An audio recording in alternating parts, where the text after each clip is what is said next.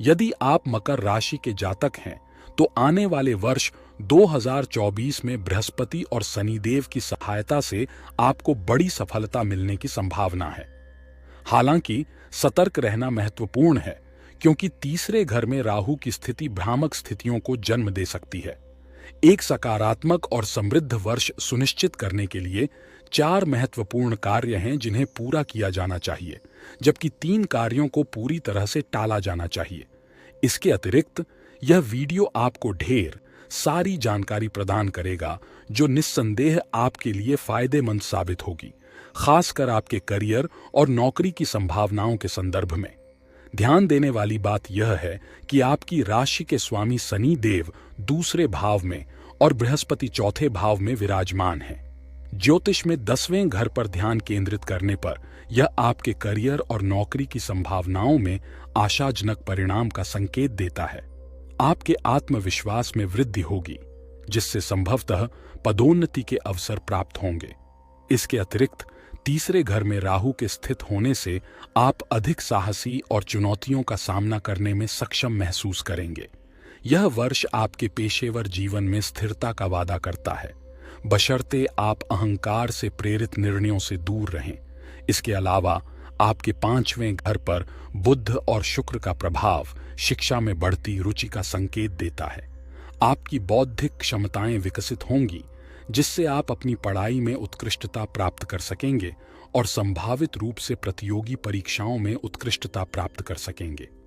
राहु द्वारा लाई गई संभावित चुनौतियों से पार पाने के लिए आपके लिए यह जरूरी है कि आप कड़ी मेहनत करें और हिम्मत न हारें। जबकि राहु एकाग्रता में कमी का कारण बन सकता है, आगे बढ़ते रहना और अपने काम के प्रति समर्पित रहना महत्वपूर्ण है।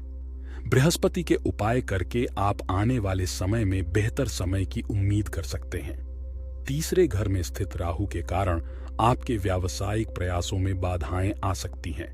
हालांकि शनि और बृहस्पति की स्थिति इन चुनौतियों से निपटने में सहायता प्रदान करेगी।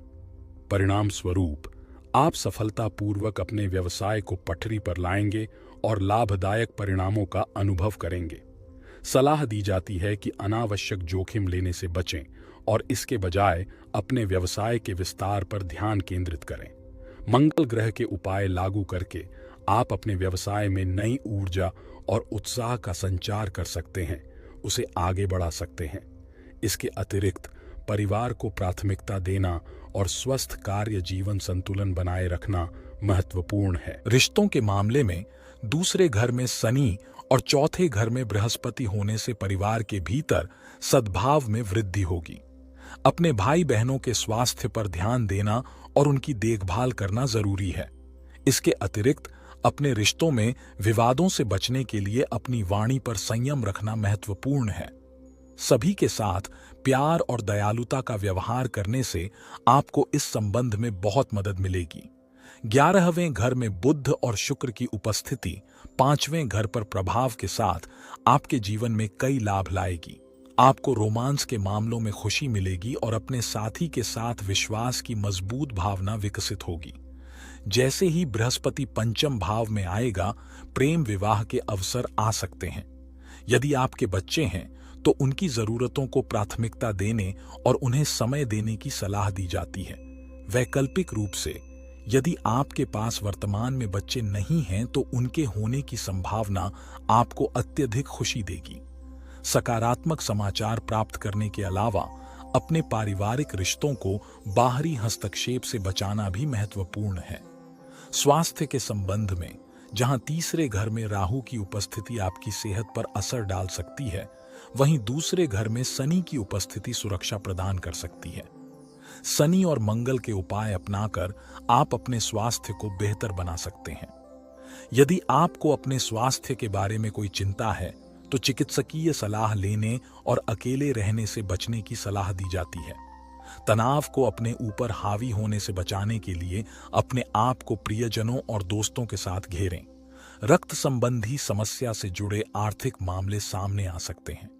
आपकी वर्तमान स्थिति के संदर्भ में वर्ष की शुरुआत आपके 12वें घर में सूर्य और मंगल के साथ होगी। आपको खर्चों में बढ़ोतरी के लिए तैयार रहना चाहिए और पैसे बचाने के प्रति सतर्क रहना चाहिए। वर्ष के मध्य में, विशेष रूप से 1 मई को, बृहस्पति 5वें घर में प्रवेश करेगा और आपके 9वें, पहले और 11वें घर पर प्रभाव डालेगा, जिससे आपकी वित्तीय स्थिति में सुधार होने की संभावना है। यह सलाह दी जाती है कि जोखिम भरे उपक्रमों में निवेश न करें और दूसरों को पैसा उधार देने से बचें। हालांकि आपके कुछ मित्र आर्थिक लाभ दिलाने में सकारात्मक भूमिका निभा सकते हैं। मंगल ग्रह के उपाय करने तथा मकर राशि और लाल किताब से उपाय करने की सलाह दी जाती है। अब मैं आपके साथ विशेष रूप से मकर राशि के जातकों के लिए लाल किताब के कुछ विशेष उपाय साझा करता हूं। पहला उपाय तो यह है कि आप नकारात्मक प्रभावों से बचने के लिए नियमित रूप से श्री हनुमान चालीसा और बजरंग बाण का पाठ करने की सलाह दी जाती है।